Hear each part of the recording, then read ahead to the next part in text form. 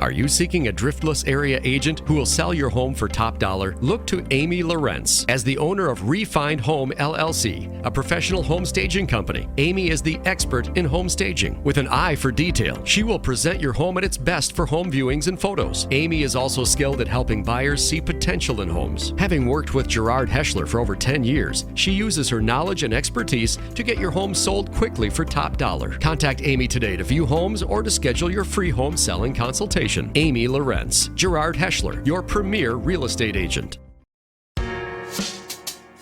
Welcome to the Amy Lorentz Gerrard Hoeschler Real Estate Pregame Show. Amy Lorentz is your premier real estate agent in the Driftless region. Now, here's the Coach's Show with Onalaska head coach Tom Yashinsky.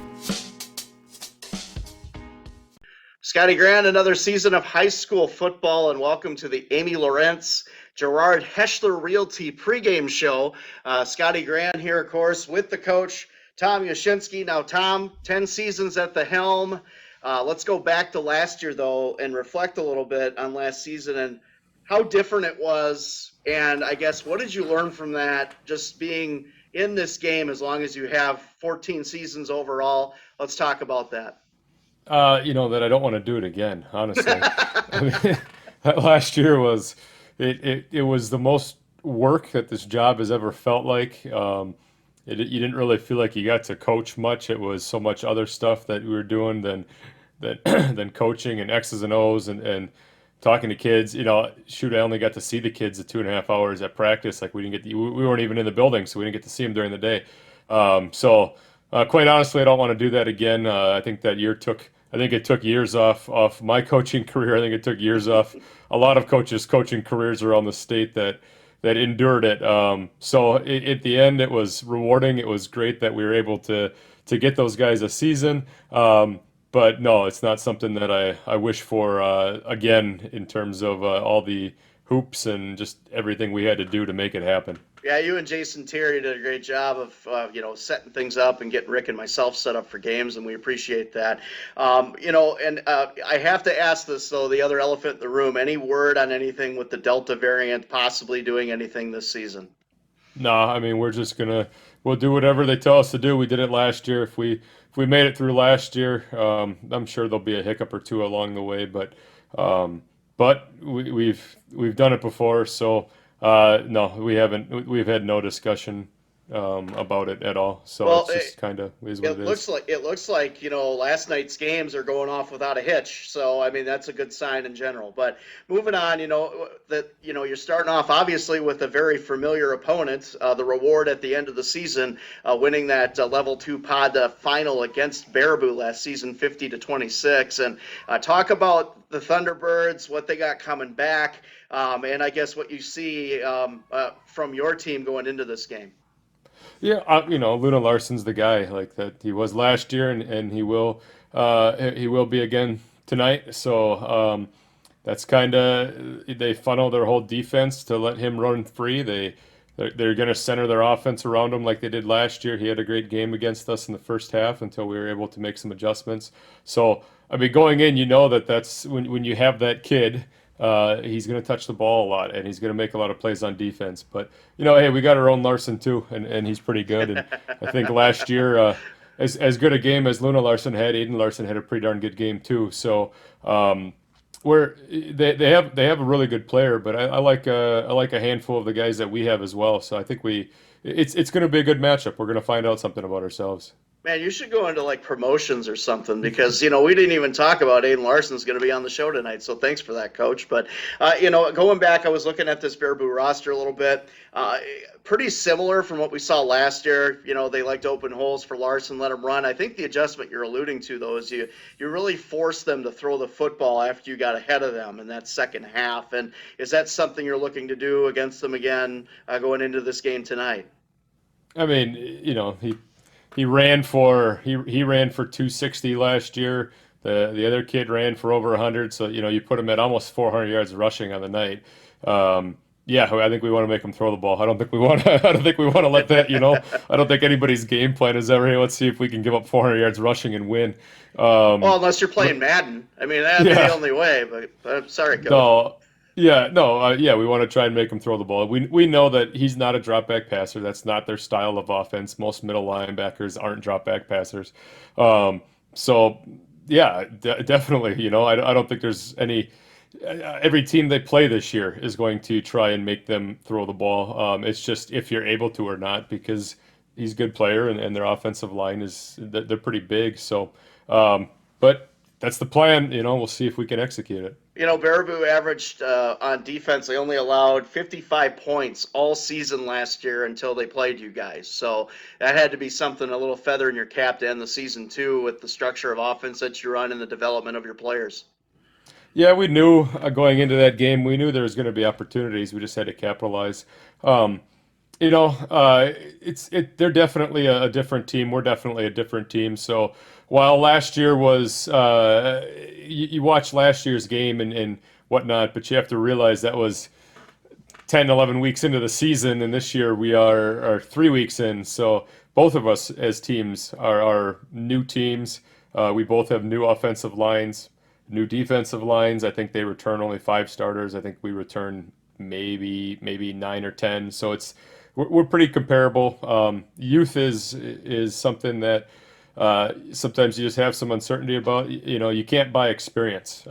There's no fast track to getting more experience outside of just playing. So it's gonna take some time for us to look like we did last year at the end of the year. I don't expect to go in and put up 50 tonight. I hope we can get 3 or 4 touchdowns and build off that. But now those games where you score 50 early in the season, that's tough to do against really good teams because you're both still just learning what you got yourself.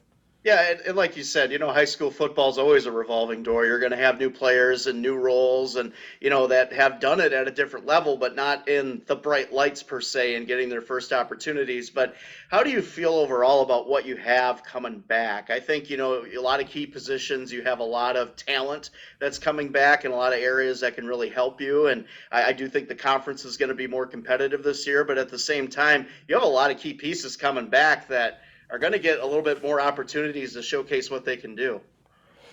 So we've always had skill guys, and that's kind of been our arsenal the past 5, 6 years here, where we've always had a good group of skill guys, and that's never been a major concern of who is going to be able to score. But our offensive line is young, and the one thing that I really like about our offensive line is they've gotten better every day. They take coaching, they get better. So if you would have asked me a couple weeks ago, I'm not sure if we would have scored a point, but those kids have gotten better every day, and they've gelled as a unit. And coming out of the scrimmage, we felt pretty decent about where they were at. Still a lot of room to grow. Our offensive line is not going to look like the group we had last year, week 9 of the season, right now. But give us some time, and I think it's a group that learns, takes coaching, gets better. And we might take some bumps along the way, but they're improving. So that's the key thing with them. Yeah, it's sad. I was thinking all day about how I could come up with a song to change the Mentos Fresh Maker to Caleb Yang the Pancake Maker, but it didn't work. So I didn't have a ton of time today. But he's coming back. You got Ben Bossman coming back up front too. Who has some experience. So you got to feel good about those two coming back to help solidify that and teach some of these young guys the right way. Yeah, I don't know how many pancakes Caleb's made this past year, but he's ate a lot. I know that. Um, Ben Bossman's back. Sam Wallace is back. Sam Wallace is Yep. he's probably the leader of our offensive line. He's such a solid kid. And then you got a couple of new guys with Trevor Fink and Michael Hellickson, and um, they work hard. They never say anything. They just show up every day and work hard, and that's all you can ask for from kids. And then there's a couple other guys along the way that might see some time there, but they've all been working hard to protect our quarterback, to give our stable of running backs some room to run and get the ball out in space to Michael, Maddie, and Nikki. Yeah, talk about your running backs a little bit. I think that's another caveat that, a lot of people are maybe turning a blind eye to is I think you still have a lot of athletic talent back there. I'm really excited to see the ball in Nicky Yodom's hands a little bit more this year. I think that's going to be something that the Cooley region is going to open their eyes about. I guess talk about that group a little bit and what you got there. Yeah, Sean Gillis will be our starter, and John Nickram will see a lot of action as well.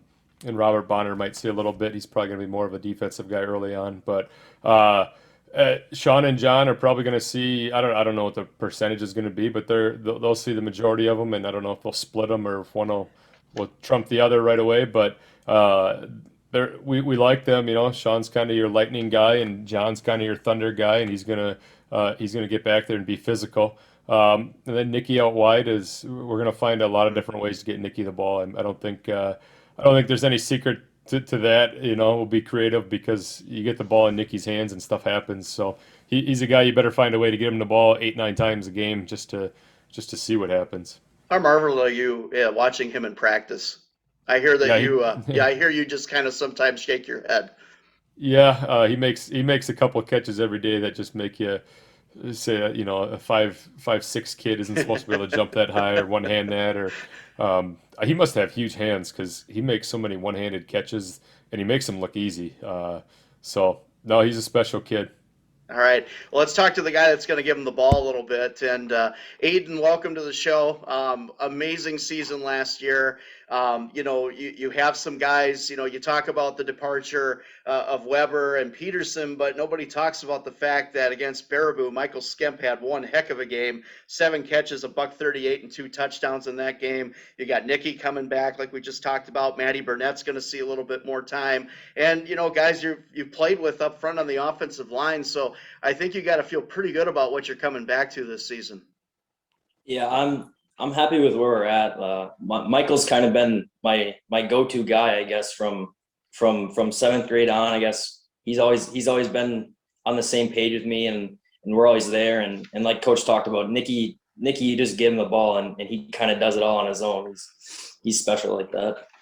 Talk about, though, your progression to becoming finally the starter last season. Obviously, your brother was there for some time, but then you stepped right in and kind of took the cues right off of it. And I guess what separates you talent-wise, in your opinion, from your brother? You're both very talented, but what is the difference between Ayden Larson and your brother? He's a little bit bigger than me, and he's definitely got me in the arm strength category. But I would say mobile. You're mobile, right?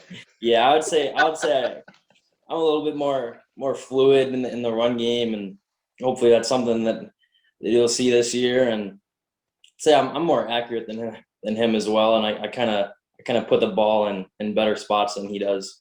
Yeah, that probably makes your coach very happy, I'm sure, right, Yash? Yeah, I like his athletic ability. Austin would run you over, but Ayden will run past you. So what are some of the keys to the game that you're talking to your team about going into this one? Monday we talked about ball security. I said week 1 games, ball security is always the focus because you see so many week 1 games that are lost instead of won because of fumbles, turnovers, early in the season games in general, if you look at our schedule last year. So ball security's got to be the first thing. We can't be we can't put the ball on the ground. We've always done a pretty decent job of taking care of it through the air. But guys haven't taken too many live hits. We did get hit at the scrimmage this year, which last year we didn't have a scrimmage. So guys were going into that first game and having not gotten hit at all. So that's the big thing. And then hopefully we've been preparing our bodies because it's going to be hot tomorrow. We got a handful of guys playing both ways. I know they do as well. But that's the big thing, I think, is you got to be able to stay on the field. In those key moments in the third and fourth quarter, you don't want one of your starters cramping up and next to you. You want them in the game. So we might not use as much tempo as we otherwise would, and you might slow things down just to shorten the game a little bit and make sure that your guys are there when you need them to be at the end. Coach Ayden, thank you guys for joining me. Again, tonight, the Onalaska Hilltoppers at home take on the Baraboo Thunderbirds. Kickoff is next on the Coulee Region Sports Network.